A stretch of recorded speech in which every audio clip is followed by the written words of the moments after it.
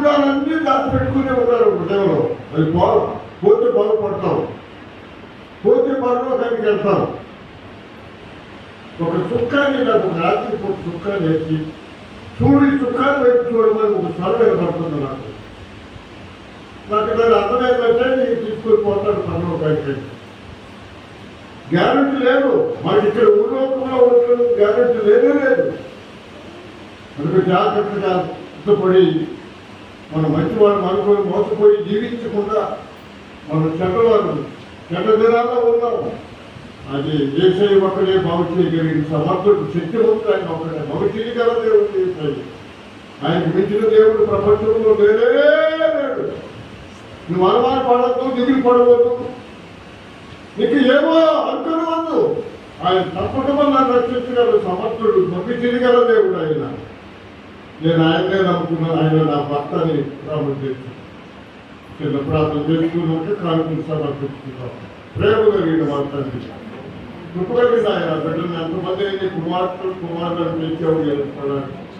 వారితో నీ దాసుని వారు మాట్లాడినప్పుడు నీ మాట కొట్టండి వందనాలు ప్రోత్సాహం చెల్లిస్తున్నాను.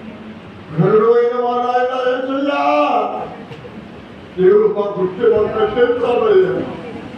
నీ తోడు, నీ నీడ, నీ కాంతం మా గుండె మాకు కట్టేస్తామయ్యా.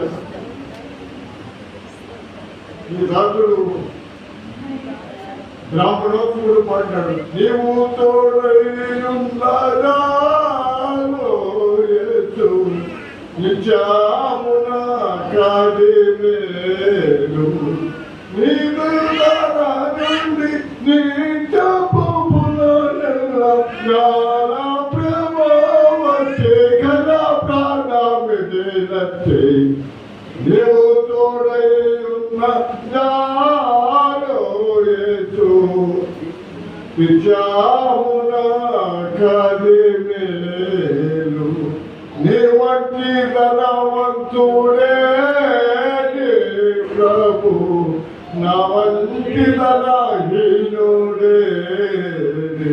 ప్రభులయ్యో నీవులు నాయందు వాటి నా కొసగి నన్ను రంజింపజేయు.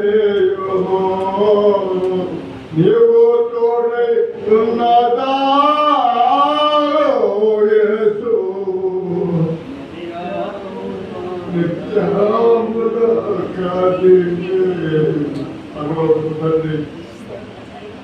ఎంతమంది కుమార్తెలు కుమార్తెలు ఉన్నారు, ఎంతమంది నీకు రక్తంలో కలిగి కుమారులు ఉన్నారు ఇక్కడ. వారందరి పరలోకానికి ఆహ్వానించడానికే నీకు వందనాలు స్తోత్రాలు. అది శాశ్వతమైనటువంటి రాజ్యం, యుగముందు రాజ్యం. ఆ రాజుల కాలంలో